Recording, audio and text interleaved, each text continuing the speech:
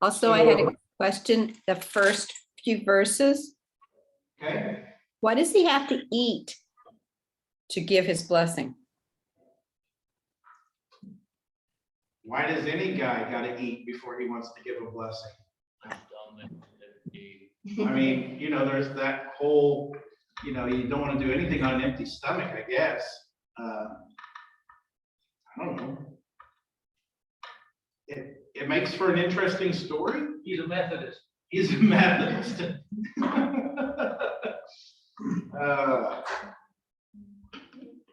don't know, I kind of get the impression that it's more of like a final last meal kind of thing, and like he wants to be able to eat something on his like what he loves before he gives like the final blessing on it. Kind of like Last Supper. So I guess, if we're going with this notion that it might be a little bit of this, I don't know when I'm going to die, so why don't you come over and let's eat one more meal together? I guess that theme could be true. That kind of plays in here. Bare minimum, typically when you had a covenant, you ate a meal together. Those two things kind of went hand in hand. And so there's this reality of the two parties who are realistically exchanging worldly goods, that I think that notion of eating a meal together is just part of the process. And Barb, can you still not hear us? There it is. It says she's connecting to audio now. Hopefully that fixes it. But I mean, realistically, in the ancient world, meals were part of the process of forming a contract. You sit down together, you eat together, you engage with one another over conversation. It's kind of the small talk part. It was a bigger to-do than it is today. And I think of the process we went through when we bought the house that we bought in Fishers. Everybody came around the same table. We were just signing papers, but it would have been a whole lot more fun with food there. Just saying. Well, compare this to the Last Supper. It would be some similarities there. Yeah, there are some similarities. And I think it's that reality of covenant, that a blessing is a form of a covenant. It's saying what is mine is yours. It's a handing off. For all intents and purposes, this is a reading of the will before the death. Because once that blessing is bestowed, that means that Isaac is no longer the head of the family. The son that he blesses would be the head of the family. And then Isaac begins to take a back seat. It's kind of this acknowledgement that I can't make the decisions anymore. I shouldn't be making the decisions anymore. We need somebody younger, stronger, more powerful, has a stronger presence that can broker the deals. Does that make sense? Any other thoughts? Sam, I just wonder if we could stop for a second and find out if they can hear us talking out here in the audience on the Zoom call. Don, can you hear them? Good. Okay, good. So since I failed to record the first part, I guess I'll read 1 through 29. That way we get it all in the recording, right? And catch ourselves up. All right, 1 through 29. When Isaac was old, and his eyes were dim so that he could not see, he called his elder son Esau and said to him, "My son." And he answered, "Here am I. Here I am." He said, "See, I am old. I do not know the day of my death. Now then, take your weapons, your quiver and your bow, and go out to the field and hunt for game for me. Then prepare for me the savory food as I like, and bring it to me to eat, so that I may bless you before I go." Now Rebekah was listening when Isaac spoke to his son Esau. So when Esau went to the field to hunt for game and to bring it, Rebekah said to her son Jacob, "I heard your father say to your brother Esau, 'Bring me game, and prepare for me savory food to eat, that I may bless you before the Lord before I die. Now, therefore, my son, obey my word as I command you. Go to the flock and get me 2 choice kids, so that I may prepare from them savory food for your father, such as he likes. And you shall take it to your father to eat, so that he may bless you before he dies. But Jacob said to his mother Rebekah, look, my brother Esau is a hairy man, and I am a man of smooth skin. Perhaps my father will feel me, and I shall seem to be mocking him, and bring a curse on myself and not a blessing. His mother said to him, let your curse be on me, my son. Only obey my word and go, get them for me. So he went and got them and brought them to his mother, and his mother prepared savory food such as his father loved. Then Rebekah took the best garments of her elder son Esau, which were with her in the house, and put them on her younger son Jacob. And she put the skins of the kids on his hands and on the smooth part of his neck. Then she handed the savory food and the bread that she had prepared to her son Jacob. So he went to his father and said, my father. And he said, here I am. Who are you, my son? Jacob said to his father, I am Esau, your firstborn. I have done as you told me. Now sit up and eat of my game, so that you may bless me. But Isaac said to his son, how is it that you have found it so quickly, my son? He answered, because the Lord your God granted me success. Then Isaac said to Jacob, come near that I may feel you, my son, to know whether you are really my son Esau or not. So Jacob went up to his father Isaac and felt him and said, the voice is Jacob's voice, but the hands are the hands of Esau. He did not recognize him because his hands were hairy like his brother Esau's hands. So he blessed him. He said, are you really my son Esau? He answered, I am. Then he said, bring it to me, that I may eat of my son's game and bless you. So he brought it to him, and he ate. And he brought him wine, and he drank. Then his father Isaac said to him, come near and kiss me, my son. So he came near and kissed him, and he smelled the smell of his garments, and blessed him and said, ah, the smell of my son is like the smell of a field that the Lord has blessed. May God give you the dew of heaven and of the fatness of the earth, and plenty of grain and wine. Let peoples serve you, and nations bow down to you. Be Lord over your brothers, and may your mother's sons bow down to you. Cursed be everyone who curses you, and blessed be everyone who blesses you. So what do you think? What do you notice? What questions does it make you ask? Rebecca sure was a wicked woman. Well, I mean, that's one way of putting it. I guess it depends on if you're on Team Jacob or Team Esau. Doesn't matter. Rebecca was still kind of an evil woman. Okay? I feel like Isaac is questioning who's really there. Isaac knows something's up, that's for sure. I Yeah. find it kind of interesting that when Jacob went to his father and told him, he goes, the Lord your God and not the Lord our God. But So we have another one of these situations where someone is calling upon the God of someone else and seeking that blessing, but they don't have necessarily the personal relationship with God yet. That's a good point. Grant? I was just wondering, like, if Isaac fully intended to bless Esau, and the whole thing is blessed, like, in his mind, he's blessing Esau, and everything is going to Esau, then why is it that it's Jacob there instead of Esau? Why does that matter? Like, if he's saying to Esau, and he said Esau's name several times, to my son Esau. But you notice the blessing, the actual poem part of the blessing, which comes in 27 through 29. The blessing itself, the smell of my son is like the smell of a field that the Lord has blessed. May God give you the dew of heaven and the fatness of the earth and plenty of grain and wine. Let peoples serve you and nations bow down to you.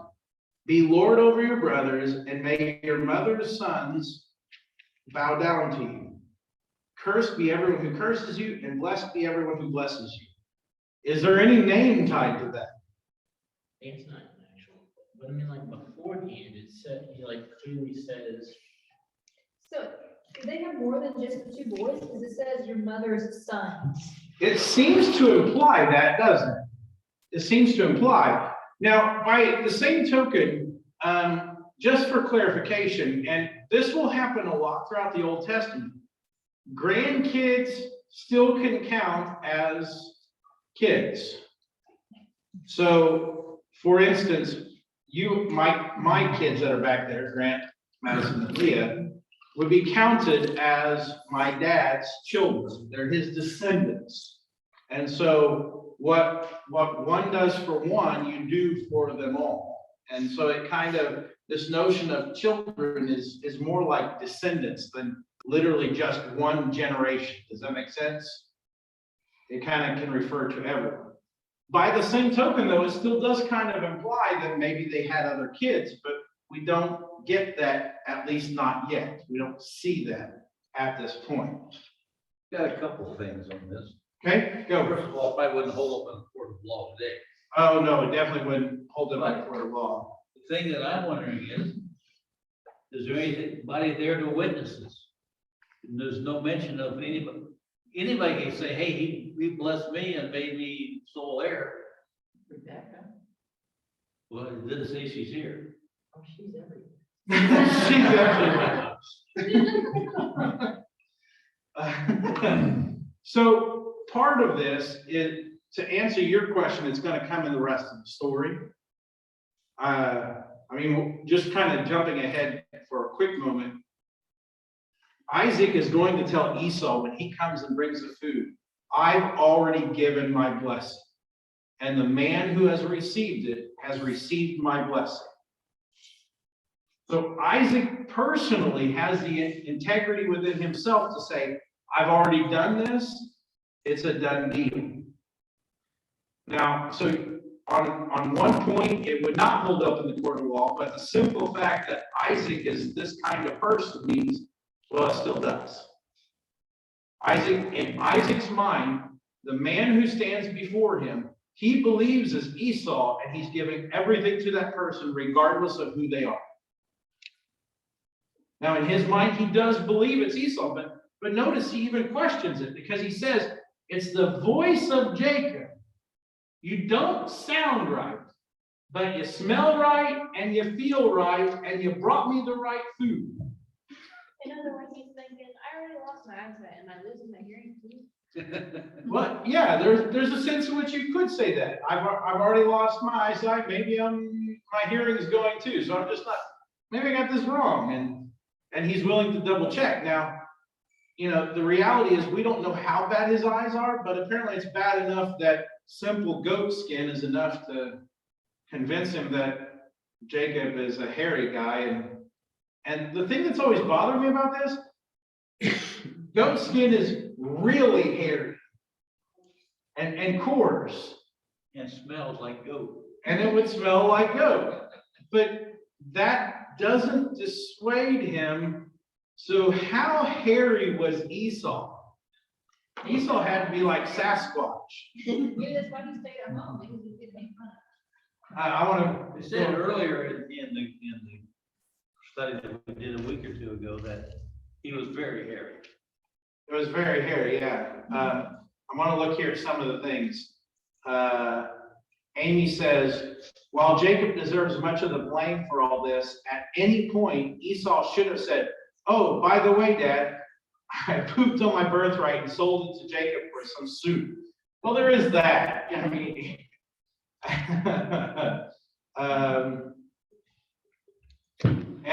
and the reality is, Rebecca's okay. So time out. Let's go back just a little bit.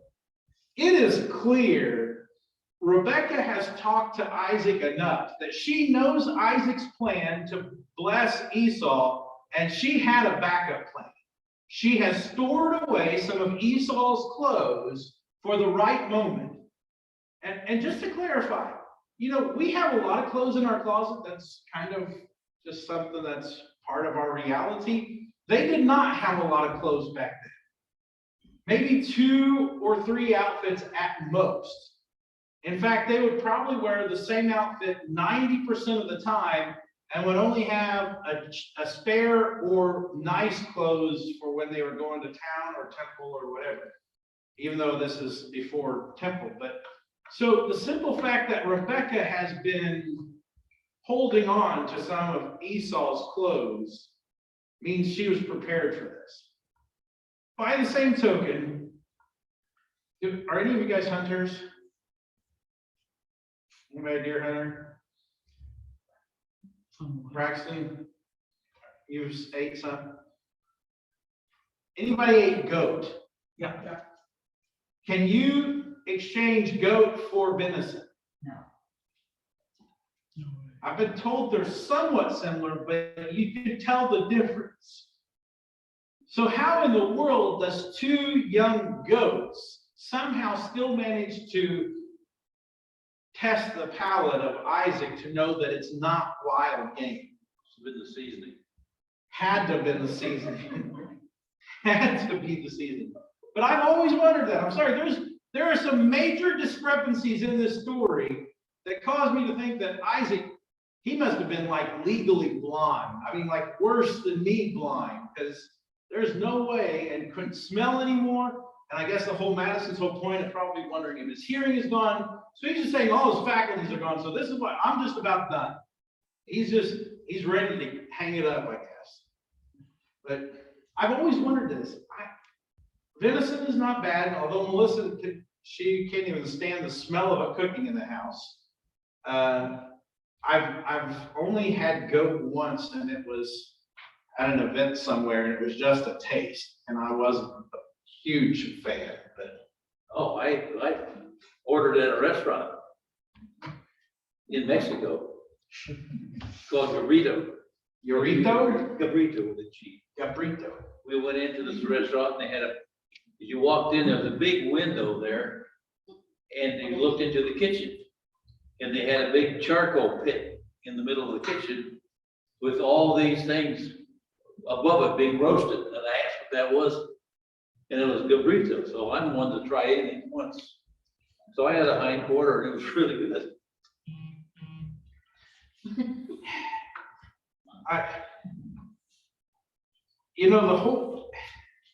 This whole story on the one hand is pretty straightforward, but on the other hand, it really points to the fact that Isaac has to be really gullible. I mean, it just about has to be. And Don's smiling at me. Or trusted. Wasn't this his favorite meal? What was his favorite meal? Yeah. You think he would know what it should taste like? You'd think he would know what it should taste like. So, this is going to get me in trouble, but I'm going to do it anyways. There is a theory that I heard, and it has some validity. We had this shelf over here of the stuff that's kind of way out there and speculative, and we have the shelf over here of the stuff that just a little uncomfortable, gets too much on the marriage intimacy level. I want to start this other one. Let's do a chest down here, okay? So there is a theory that one of my professors said, and they said that if you ever pin them to this in public, they would deny it vehemently. But there is a possibility, my professor's theory is that Isaac very well could have been the first person in Scripture with Down syndrome. Now, if anybody been around somebody with Down syndrome, had any good relationships with people with Down syndrome, Isaac's name means laughter. Women who conceive in older age are far more likely to give birth to someone with Down syndrome. People with Down syndrome tend to have bad eyes, can have bad ears, tend to not have as keen of senses, especially the older they get. People with Down syndrome tend to be very, very trusting and can even be somewhat gullible. Are you seeing the picture? I don't agree with it though. Well, on the one hand, if it is true, and again, not saying it is, but if it is true, it goes to show that God will absolutely work with anyone who is willing to follow him. And I love that story. And man, that makes Rebecca even more villainous, doesn't it? I mean, there's the other notion, if you read the story closely, and if you look at the original language, there's this notion that whenever Rebecca meets Isaac for the first time, she kind of falls off the camel. And kind of implies she was a little startled. So I'm not saying this is true. It's down here in this plausible category of stuff that explains some things, but then creates other problems. But it makes this story a lot more plausible, because this story just troubles me. I can't believe, I don't care how old Isaac is, I don't care how bad his eyes are. Man, is his taste gone? Is his hearing gone? Does his fingers no longer touch, and feel things correctly? There are too many points here where at some point Isaac should say, there's just no way you're Esau. There's just no way you're my son Esau. But he keeps moving forward anyway. So again, there's that chest. I'm just saying it's down there. It's stuff that's interesting to think about. Like I said, it would solve some problems. It creates a whole lot of other problems, but it's just there. Someone back there. Go for it. Well, I was thinking like in that. So, what do you know what like their occupation was? I mean, Isaac is a shepherd like his father, but it also makes it very clear he's a farmer because he has some fields and they're pretty fertile fields. Working with his hands are always going to be calloused. It just reminds me of Grandpa's hands and his knees, how they're always calloused from woodworking and building houses. So I guess, yes, there is a sense where he could have calloused hands and probably can't feel as. Just say he didn't have diabetes either, if he wasn't, the eyes were gone, and he could have had, I'm just, give the poor guy a benefit of the doubt. Give him the benefit of the doubt. I mean, I guess if he's diabetic and towards the end of his life, yeah, that would fit in the crate too, though, I think, that, 60 when his twins were born, so I mean. He was in his 60s when his sons were born, yes, I mean, so he is much Or older. age, so that means, Just the whole thing, Isaac being taken advantage of, Rebecca's connivingness. Well, I mean, she was coming to follow some strange man for gold bracelets, I mean. Well, okay. And it seems like Rebecca is learning some from her cousin Sarah, right? I mean, they both have their conniving sides. This whole family, let's just be honest, this whole family tree is not all that, their integrity lacks some things, doesn't it? Just a little bit. Make sure I got everybody else's. If that were so about him, then maybe Rebecca has controlled or had to control things over the years. It would absolutely lend itself to Rebecca having a lot more control and knowing what's going on. And I mean, it's evident Rebecca's family, they're no slouches. They're pretty conniving and shrewd. I mean, they made good and letting their sister and daughter be sold off to marry some guy that they've never met. It just, again, I'm glad Nancy Teeter's not here because it's that whole thing. I feel guilty. These are the people we grew up with in Sunday school. These are the biblical heroes. And then you read the story and it's like, these are our heroes? This is the best of the best? Are we sure? And to a point, Jacob's name means heel grabber or deceiver. And he's definitely laying into his name, isn't he? It's just, it almost, there are times whenever I read scripture and it makes me want to just God, are you sure I need to keep reading this? Because it's probably just going to get worse. And I'm not for sure I want it to get any worse than it already is. And of course, the reality of that is, because this is as bad as it is, and God still keeps working through them, should give us hope. Because if God would work with this kind of rabble, imagine what God can do with us. Also, if everyone in this part of the Bible was an idealistic person where everything went just fine, why would he send Jesus? Jesus would look kind of run of the mill. If the best of the best are this ruthless and unkind and borderline evil, then absolutely why in the world would we absolutely still need Jesus? There is no doubt about it. If this is our best hope, definitely have to get better from here. I've been thinking about that some, and I think the Holy Spirit wasn't present for these people back then. And another thing on that Downs, do people with Downs live that long?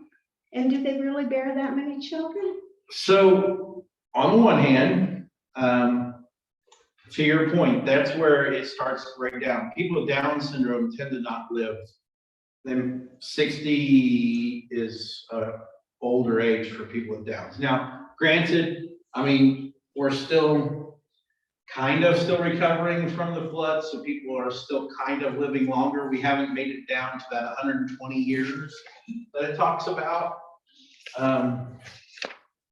I don't know. Like I said, it's just an interesting theory. Like I said, it solves some things and it creates other problems.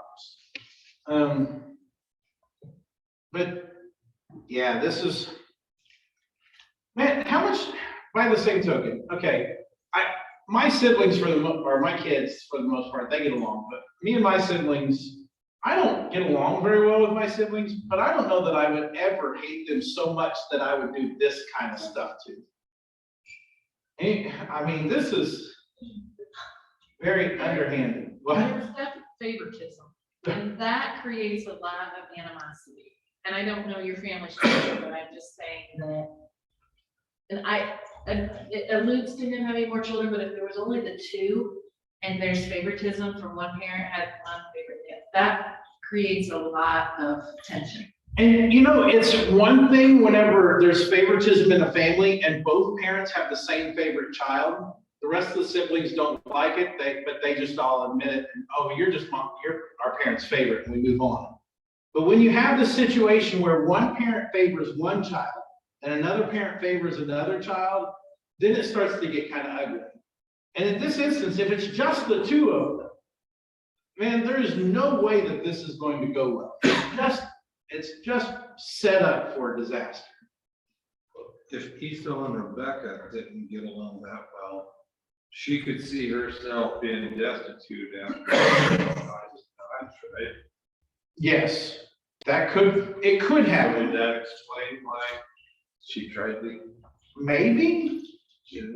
I mean, by the same token, if Esau's the one out in the fields all the time and Jacob's the one home all the time and mom's the one that's home and dad's out in the fields, then it makes sense that they would kind of buddy up the way that they have. What's Don say? But that's if they have heart issues. Not all have heart issues. I have a man in my church who was not born with a heart issue, and so no surgery, and he's 67 now. So, I mean, they can live, some of them do live longer, but as a general rule, they tend to not have as long of lives. But Isaac ends up living longer than his father. Isaac, I think, ends up like 180 or something like that. So,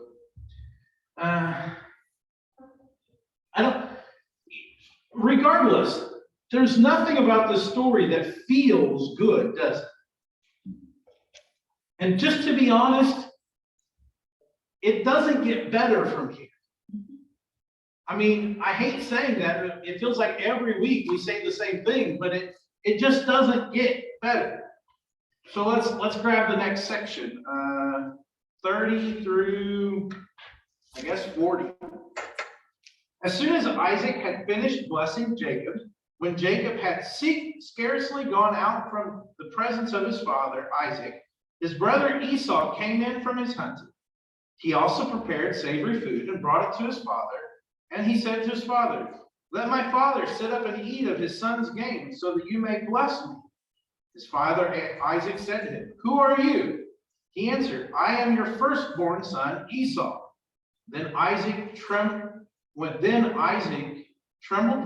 violently and said, "Who was it then that hunted game and brought it to me? And I ate it all before you came, and I have blessed him. Yes, and blessed he shall be." When Esau heard his father's words, he cried out with an exceedingly great and bitter cry and said to his father, "Bless me also, father." But he said, "Your brother came deceitfully, and he has taken away your blessing." Esau said, "Is he not rightly named Jacob? For he has supplanted me these 2 times. He took away my birthright, and look, now he has taken away my blessing." Then he said, "Have you not reserved a blessing for me?" Isaac answered Esau, "I have already made him your lord, and I have given him all his brothers as servants. With grain and wine I have sustained him. What then can I do for you, my son?" Esau said to his father, "Have you only one blessing, father? Bless me also, father." And Esau lifted up his voice and wept. Then his father Isaac answered, "See, away from the fatness of the earth shall your home be, and away from the dew of heaven on high. By your sword you shall live, and you shall serve your brother. But when you break loose, you shall break his yoke from your neck." Okay, go ahead, Leah. What does that mean? What? I'm so confused. What does what mean? The blessing. So let's look at these 2 blessings. Okay, let's just kind of take them section by section. 27, or I guess, 20, 28, and 39. "May God give you the dew of heaven and the fatness of the earth and plenty of grain and wine." That's what Isaac gives to Jacob. And then in verse 30, to Esau, "See, away from the fatness of the earth shall be your home, and away from the dew of heaven on high." So the fatness of the earth is this reality of living in good land that's fertile and is plentiful, and the dew of heaven kind of implies this reality of God's blessing on what you do. We know, looking down the road, knowing the rest of the story, Jacob's family becomes Israel. Esau's family becomes Edom. If we use that illustration, of how Israel's like the western half of Indiana, Edom is down kind of towards Kentucky. This is desert terrain. It's not as fertile. Even at this point in time in human history, where Israel is the land flowing with milk and honey, it's green pastures and wonderful rivers and bountiful harvests. Where the Edomites lived is less than territory. So while Jacob's descendants lived in the land of plenty, Esau's descendants they still squeak out a living, but they were known as a volatile, violent people. So they lived by the sword. While Jacob's descendants end up having the city of God and the temple of God, the Edomites, they kind of meander and worship all kinds of gods. Now, don't get me wrong, Israel does that too, but they at least have the temple of God with them, whereas the Edomites don't. Can you see that part of the blessing? Does that make sense? What's the possibility that God wanted Jacob to be in that position? And got Rebecca to see. Well, I mean, if you remember from a couple weeks ago, the vision that was given to Rebecca was one where the younger son would rule over the older son. It was one where Jacob was meant to be the one who was lifted up, and Esau was the one who was kind of set aside. So there's a sense in which Rebecca already had this notion that this was supposed to happen, and then she does what it takes to make it happen. Now, I still think God could have done it in a different way than how Rebecca made it happen. I mean, it's kind of harkens back to the Sarah and Abraham thing. God could have brought Isaac without having to go through the Hagar thing and Ishmael, without having to go through all these other things. But, you know, we don't often wait for God to make things happen the way he wants to make things happen. So there's a sense in which Rebecca is making this happen for her son the way she wants it to happen. But it could have been that Esau didn't have the wherewithal to run the family business. And it very well could have been that Esau, you're absolutely right. It very easily could have been Esau was just a hunter out in the fields. He didn't really want to run the family business. He didn't want to have anything to do with farming. Realistically, he didn't even want to have anything to do with the shepherding. At least he could have been out with the shepherds in the field, but instead he's a hunter. He's going out after game. And the way it reads, even the way he chooses his wives, he chooses the wild ones. He doesn't choose the ones who are going to be level-headed and seem to help. And they didn't need wild game for food because they had plenty of food right there. They raised it. They raised their food, so it wasn't necessary. It was just what he preferred. So I'm beginning to think maybe he was not the sharpest back in the box. Maybe not. Yes. I'm gonna need a little bit more information on the second half, but when you decide to break free, you will shake this yoke from your neck. Okay, well, I hadn't got there. I was going to come back to it. I'm waiting patiently. You're waiting impatiently for me to finish the blessings, right? Was there anybody else who want to talk about the first half of the blessing before we? I just kind of found it interesting that Rebecca decided that she could blame God. Don't allow us to do that. Yeah, and it's that whole, like, that was what struck me with you, is like, we rarely wait patiently for his plans. We really are impatient creatures. We want, okay, God, if you told me this is what's going to happen, then what do I need to do to make this happen? How can we speed this process up? That's a pretty common human reaction to things, isn't it? Well, and then again, there's also like the thing about like, what I was thinking of is this definitely has to be something that future people learn from, is this like mistake to like actually say things for your younger children rather than just your older children. But what do you guys think? You know, And like, I mean, being tricked like this definitely can give people like, I don't want to be tricked like that completely. I don't want to like, I don't know. It's just so. you know, you'd think that maybe they would learn this lesson, and you'd think that maybe they would do better, but it really doesn't happen that way. And by the same token, just to be very clear, the reality of taking the estate and dividing it equally between these two sons would weaken their standing in the community. Neither son would be able to do what the clan needs to do to maintain its position and power and authority.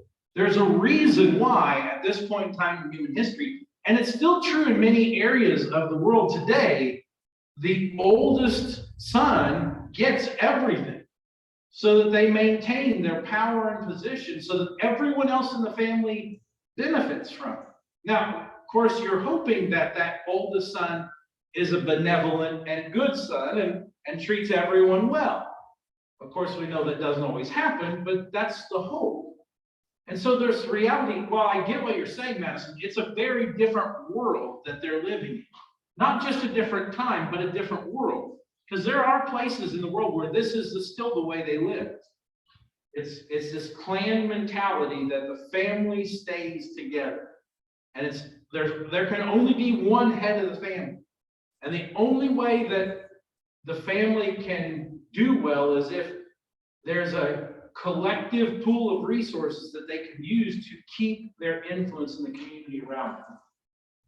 But by the same token, yes, in our world today, as parents, we should desperately learn the lesson of playing favorites with your kids rarely ends well.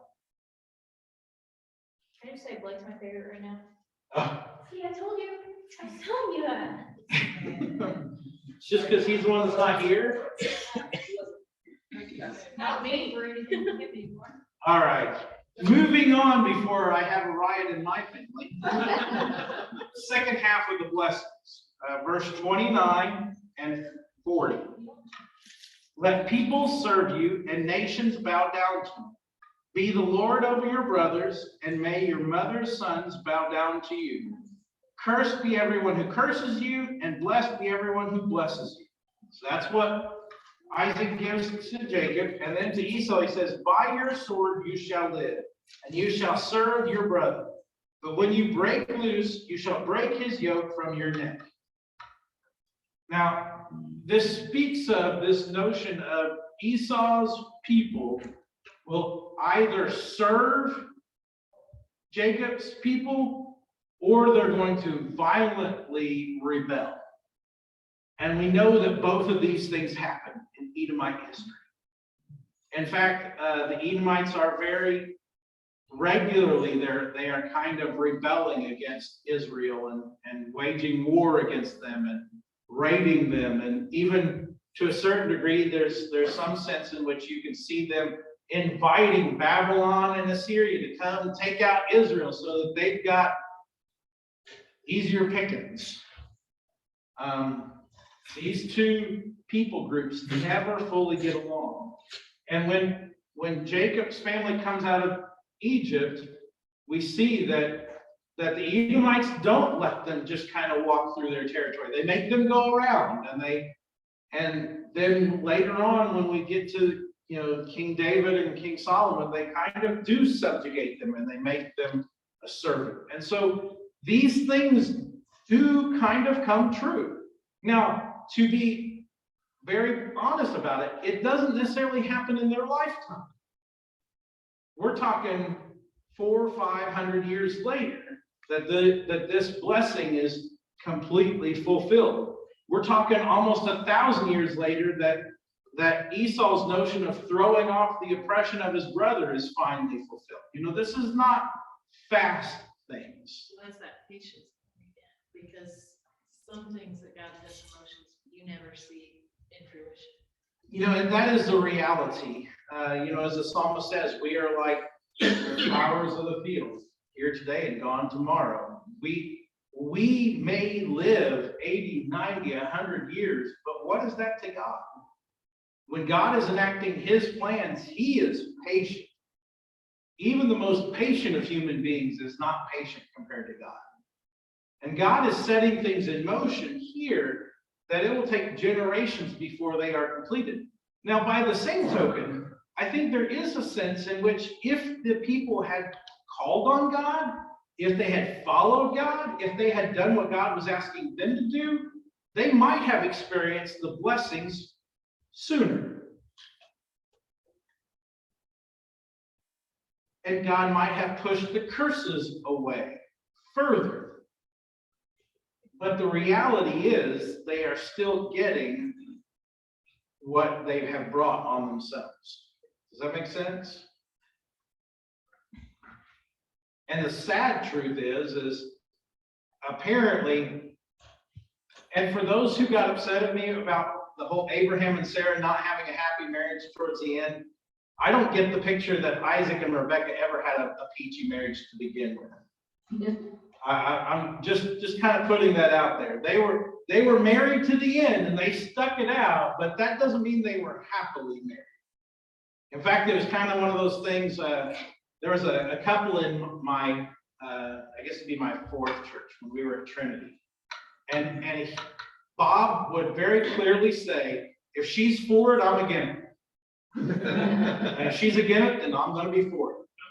Plain as day. And they bantered like that. And sometimes I thought it was banter, and other times I thought, no, they really seem to be that way. And you kind of get that picture with Isaac and Rebekah, don't you? They just don't seem to get on the same page very often.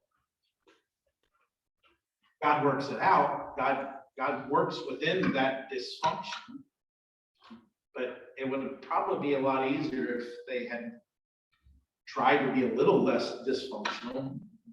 Maybe. Any other thoughts before we move on? Does that help explain the blessings, Leah? Okay. Anything else? 41 through 45 then. Now Esau hated Jacob. That might be an understatement. I just throwing that out there. Now Esau hated Jacob because of the blessing with which his father had blessed him. And Esau said to himself, "The days of mourning for my father are approaching. Then I will kill my brother Jacob." But the words of his elder son Esau were told to Rebekah. So she sent and called her younger son Jacob and said to him, "Your brother Esau is consoling himself by planning to kill you.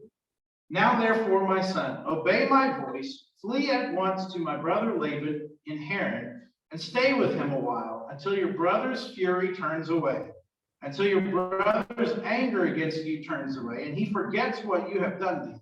Then I will send and bring you back from there. Why should I lose both of you in one day?" I don't think that they'll ever forget. That's pretty big. You're probably right, now. That might be a little bit of wishful thinking on Rebekah's part, that Esau will let this go. I mean, I could be wrong, but So she's not taking any of the blame. She says, "Great what you did to him." yeah. What we did. Like a family thing. When she said, "If things go sideways, let the curse be on me." But no. She's like, you messed this up, and so it's time to send you away so you don't get killed. Yeah, she's not taking any She's very much responsibility at all.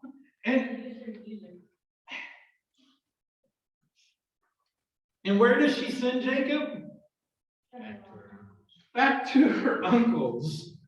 Does anybody see some foreshadowing for what might happen with this? I mean, I'm just thinking, there's this notion where you just tell people, do you really want to marry into that family? I mean, haven't we learned a thing or two? Maybe it's time for some fresh blood.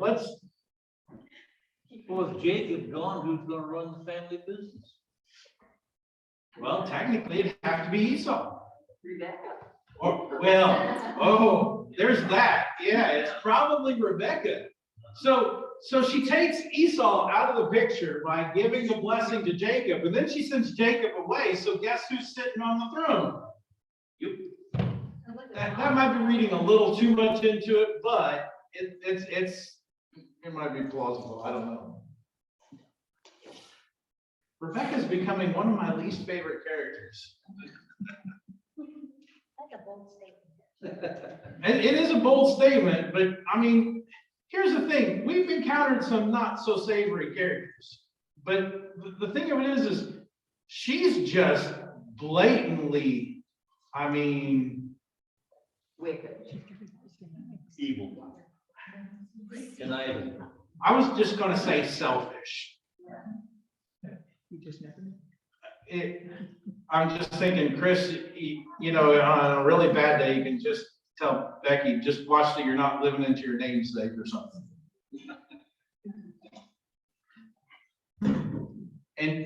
And your Jacob and Isaac aren't like this, are they? They don't mirror these personalities, do they? At least one doesn't think that. Hopefully one doesn't want to murder you. No, and you know what, though, I'm like, you were talking about the history theory, like, two brothers and one wants to kill the other, where have you heard that story before?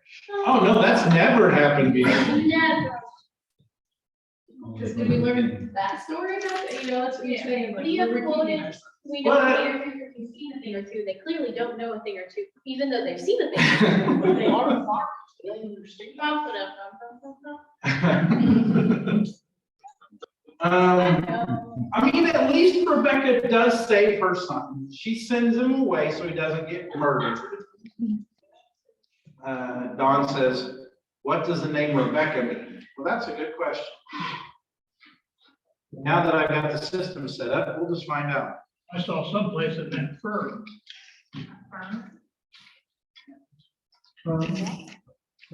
Yeah, we got a Rebecca right here, what does it mean?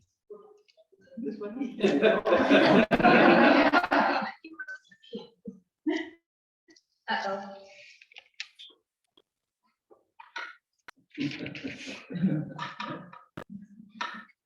The nicest meaning of the word is moderator.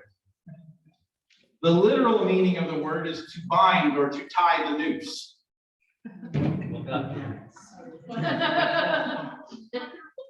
Sorry. She kind of does tie the noose just a little bit, doesn't she? And you know, we kind of pass over the names, don't we? We just don't think about it. Any other thoughts? Moving on then. 46 through 28, verse 5. Then Rebekah said to Isaac, I am weary of my life because of the, hold on, wait a second. I am weary of my life because of the Hittite women. If Jacob marries one of the Hittite women, such as these, one of the women of the land, what good will my life be to me? Then Isaac called Jacob and blessed him and charged him, you shall not marry one of the Canaanite women. Go at once to Paddan Aram, to the house of Bethuel, your mother's father, and take as wife from there one of the daughters of Laban, from your mother's brother. May God Almighty bless you and make you fruitful and numerous, that you may become a company of people. May he give you the blessing of Abraham to you and to your offspring with you, so that you may take possession of the land where you now live as an alien, land that God gave to Abraham. Thus Isaac sent Jacob away, and he went to Paddan Aram to Laban, son Bethuel of the Aramean, the brother of Rebekah, Jacob and Esau's mother. Well, okay, I guess we need to go back and reread Genesis 26, verse 34. Okay, yes, Grant. So I'm not 100% like knowledgeable on the Jacob story, but are we starting to see a trend with Abraham going to wife from his relatives and then Isaac getting away from his relatives and then Jacob getting away? They're being inbred really badly. That was normal for the day though. It was fairly normal for the day. No, but I mean, this line of gullible guys, this line of manipulative girls, are just.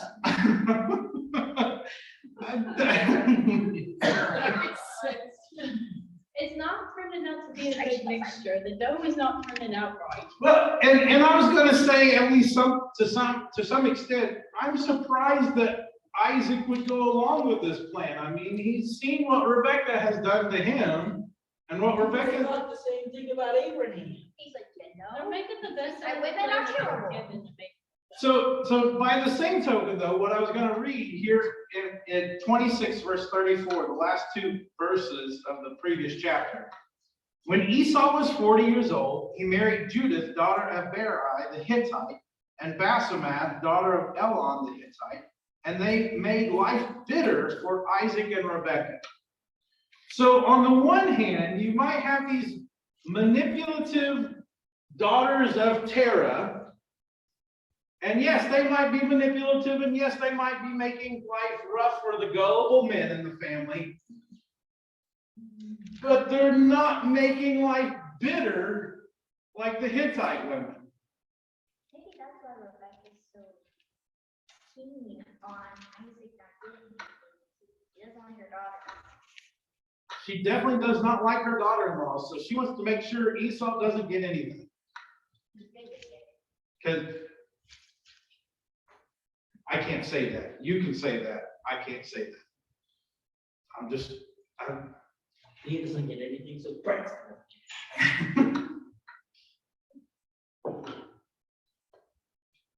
Does anybody I mean, I'm kind of agreeing with you. I just kind of want to go back and say, can we have a sit down here for just a second?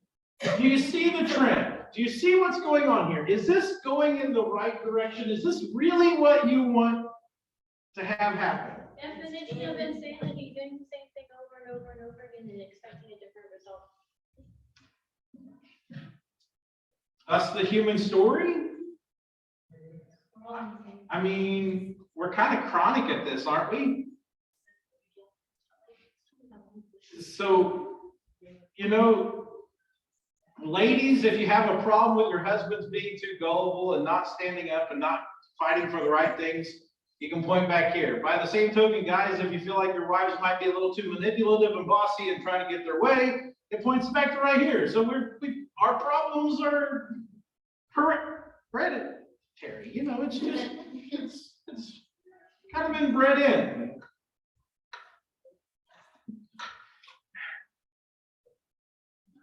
So as bad as things might be, the Hittites are apparently worse. So we don't know what that means, but there you go. Verse 6, keep going. Let's see if Esau can make things better. Now Esau saw that Isaac had blessed Jacob and sent him away to Paddan Aram to take a wife from there, and that as he blessed him, he charged him, "You shall not marry one of the Canaanite women." And that Jacob had obeyed his father and his mother and gone to Paddan Aram. So when Esau saw that the Canaanite women did not please his father Isaac, Esau went to Ishmael and took Mahalath, the daughter of Abraham's son Ishmael, and the sister of Nebaioth, to be his wife, in addition to the wives that he had. Sure, let's just add another lady in and see if that solves the situation. Let's keep each other off. From his version of that story. I'm thinking the sister wives story from back then might be far better entertainment than the sister wives show that you watched here. So where is Ishmael? Is it in, Ishmael's down in the desert, in the wilderness. What? is in the Edom? Yeah, where Edom will eventually settle. So he doesn't settle with the Canaanites. He kind of goes down with, he at least kind of learns a lesson, I guess, and he doesn't settle among the Hittites. He ends up settling down with the Ishmaelites. I guess it's a step up. Of course, what do we know about Ishmael and his descendants? Ishmael was a wild donkey of a man, and their whole clans are all warish and brutish. I mean, maybe a step up, maybe. I mean, he at least got the whole marry part of someone from the family thing, kind of, right? Kind of. Any other thoughts?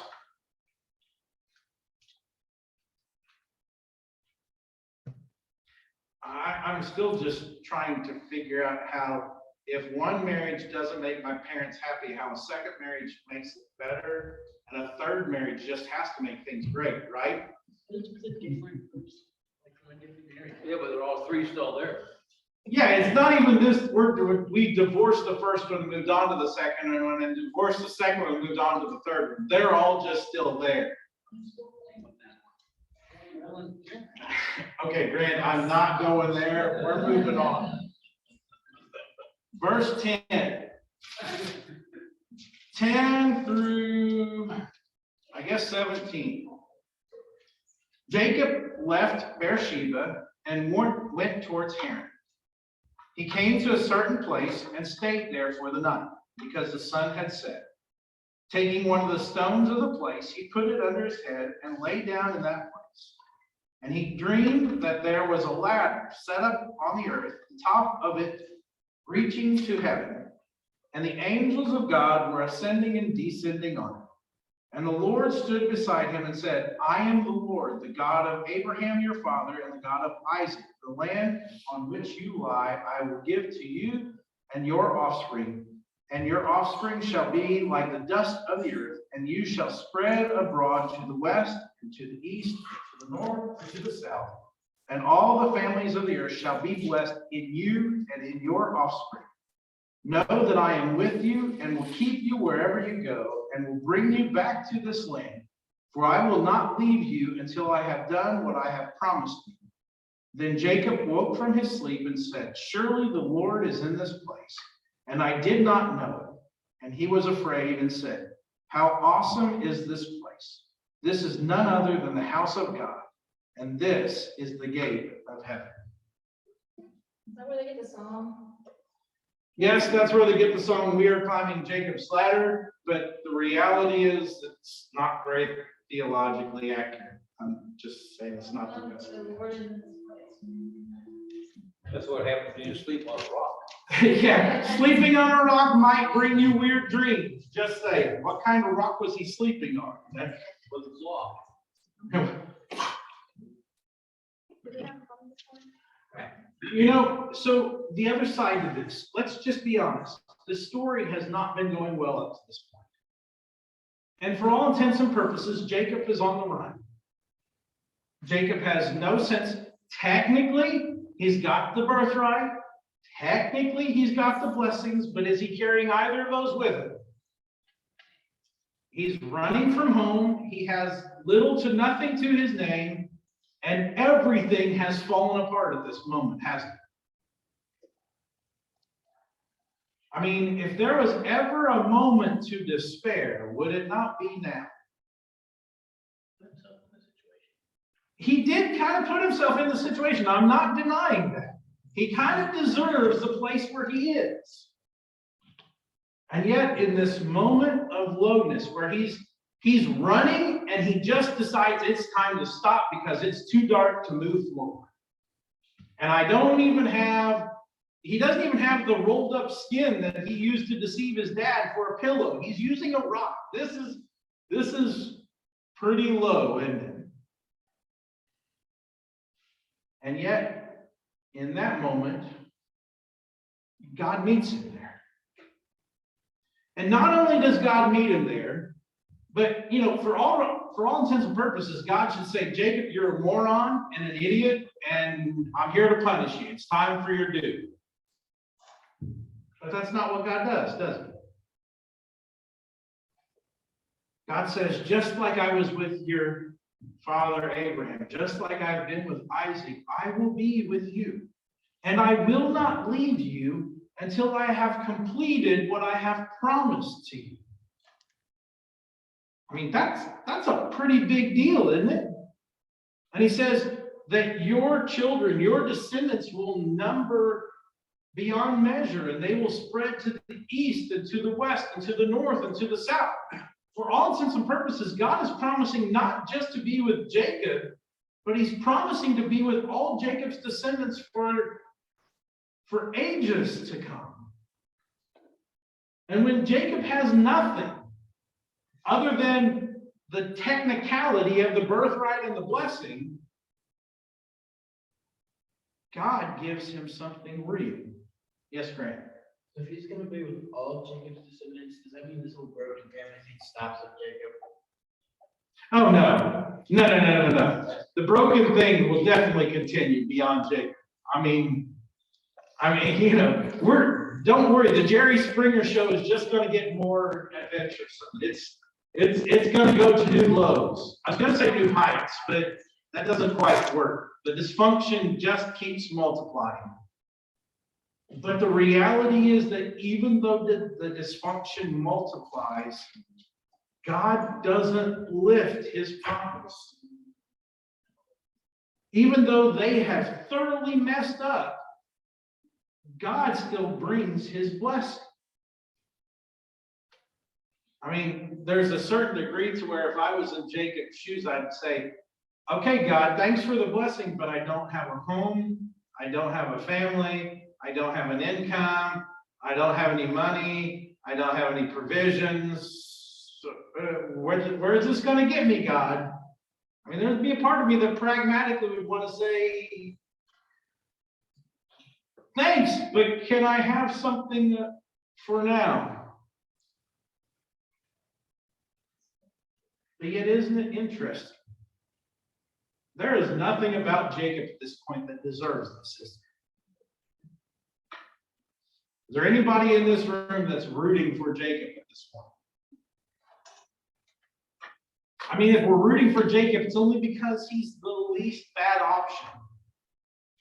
Yes, Grant. I'm rooting for the rock that Jacob slept on because it's really bad. Grant's rooting for the rock. The rock's probably the most moral creature we've encountered for the last few chapters. That's the foundation right there. Jacob realized. Jacob does realize it. He realizes he slipped into something that he doesn't deserve to be in. He realizes he has experienced something, he's seen something, he is in a place that realistically he should not be there. He doesn't deserve it. It's like You're right, Jacob, that rock is too good. the rock is too good for Jacob. But we are like that. But we are like that. Places that we don't deserve what God has given. And that's probably one of the greatest things about this story is over and over and over again, we see God step in and give something really good that is completely undeserved. We see God invite us into his presence when being in his presence just shows just how bad and horrible we really are. And yet God does it. He keeps doing it. You know, there's a sense in which, Chris, I'm looking at you. The question you asked for like the first 10, 11 chapters, would somebody just turn around and turn back to God? God says, okay, they're not going to do it, so I'm going to pursue them instead. Did Abraham pursue God, or did God pursue Abraham? Did Isaac pursue God, or did God pursue Isaac? Have we seen Jacob do anything that seems like he's pursuing God at this point? But yet God has pursued him. Maybe that means God has favorites too. And the good news is we're all the favorite. And not in the way that it cheapens it to where I feel like, oh, so we're all the favorites, which means we're also all the least favorite. No, God treats every single one of us as if we are his favored child. And the real key to the story is, and God does it when we least deserve it.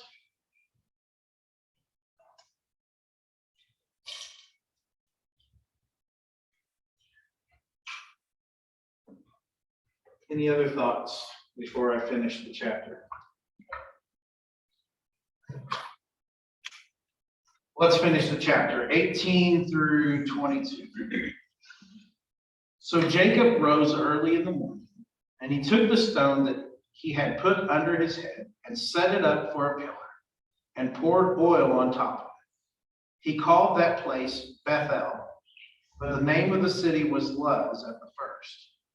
Then Jacob made a vow, saying, if God will be with me, and will keep me in this way that I go, and will give me bread to eat and clothing to wear, so that I come again to my father's house in peace, then the Lord shall be my God, and this stone which I have set up for a pillar shall be God's house, and of all that you give me, I will surely give 1/10 to you. What you got, Leah?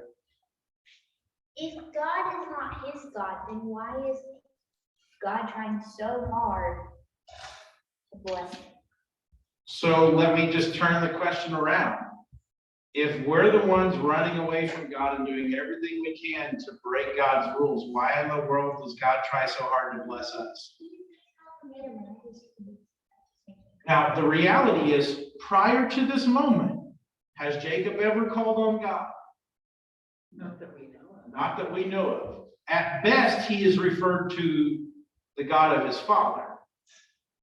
But in this moment, he makes a contract with God. He's destitute. He doesn't know what to do. I mean, yeah, let's be honest. He doesn't have a whole lot to lose. I mean, it can't get much worse for Jacob at this point. I mean, he's not a slave, I guess, but Yes, Grant. You can have this glorious rock that I sleep on and give you bread. If you give me bread, I give you the rock. I will build your house on this rock. Wasn't it common though for there'd be a lot of gods? And it wouldn't be unusual for him to say, God of my father, because maybe he shows a different God. The reality is they had a notion where every region, every people, every city might have its own God or its own version of God. Yeah.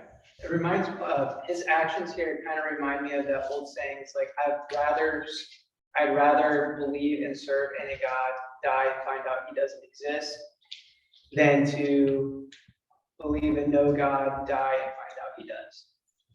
There's a little bit of Pascal's gamble going on here, yes.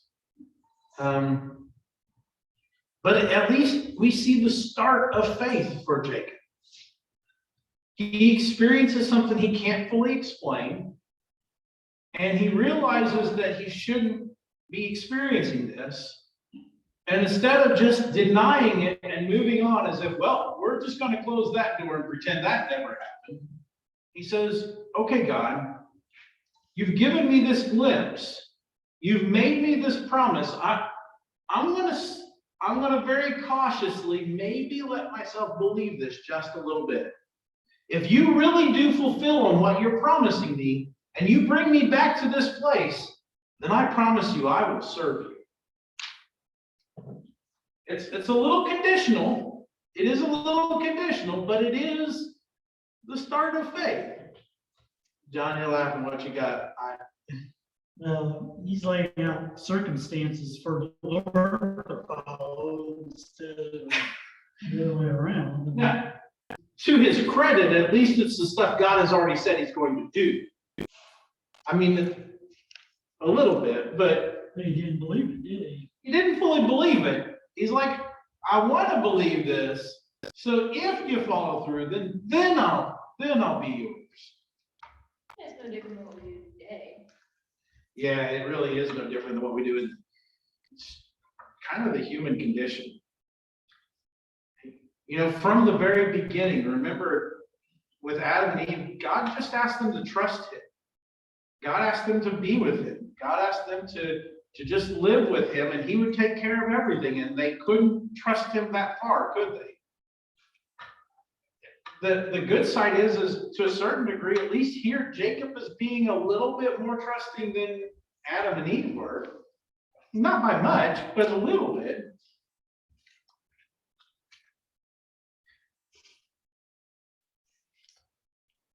Now let me ask you, for the sake of argument, let's bring it to today. Because this level of trust is what gets Jacob the title of righteous. This level of trust is what allows Jacob to be put in the hall of faith, to be a man that God would bless and God continues to work through. Does that give you a perspective on Jesus and the whole notion of faith like a mustard seed? How far does Jacob really trust God? Not that much. But how much does it take? Not that much. Not that much. I mean, Jesus says if you have faith the size of a mustard seed, you can say to the mountain, be moved, and it will move. How many of us have days where our faith isn't even quite about that? I need a micrometer to read mine some days, but God doesn't require a lot, does he? Every little bit of faith, God takes and he multiplies it and he uses it to bless us and bless all those around us. And that's the beauty of this story, isn't it? That for as messed up as it is, for as crazy as it is, God says, okay, I can work with that. I'll take it. We'll run with that. Chris, you want to do taxes and have somebody say, I've got 25 cents?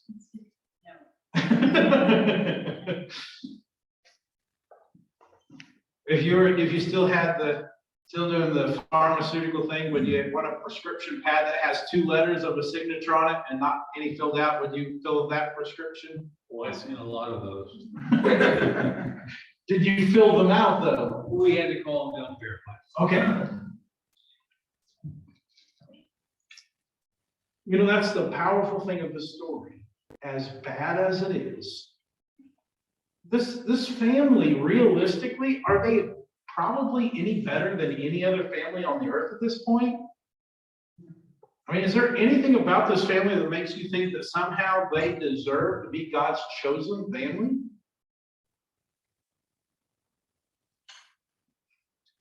And if you don't take some hope from that, I don't know what else to tell you.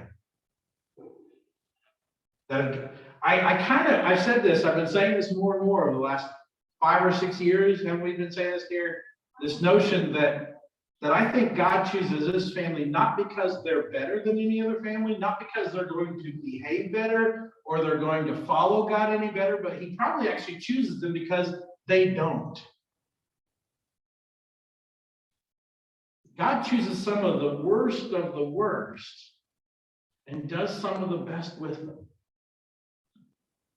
If you ever wanted proof that God is real, watch what he does and how he changes people completely. So is this more like a TV special where they just follow around, document their lives?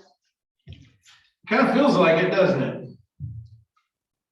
I mean, MTV would probably really like the rights to this family. Forget the Kardashians or something else. I mean, I have better ratings with this one. Real Housewives of Esau, you don't even have to go to multiple homes. He's got 3 in one. Any final thoughts? And let's pray. God, we really are in awe of the fact that you would choose such broken people like Abraham and Sarah, Hagar, Ishmael, Isaac, Rebekah, Jacob, and Esau. And you would seek to use them to bring about your kingdom's work. And Lord, we are as much in awe that you would choose to use people like us to bring about your kingdom work. So Lord, would you just help us to let go of our past, to let go of our faults and our failures, to not hold too tightly to our mistakes, but Lord, just to cling to you and to your goodness and to your love. That Lord, that you would work in us and through us and in spite of us to bring your kingdom here on earth. And Lord, for all the good, we will give you glory. And for all the times that we fall short, we will continue to seek your forgiveness and your mercy. May you be glorified in all we say and do. And it's in Jesus' name I pray. Amen. Well, it's good to be back with you all, and it's good to see you all online, and we'll see you next week for chapter 29. Blessings to you all. Good to see you, Crystal. Yay. Blessings to you all.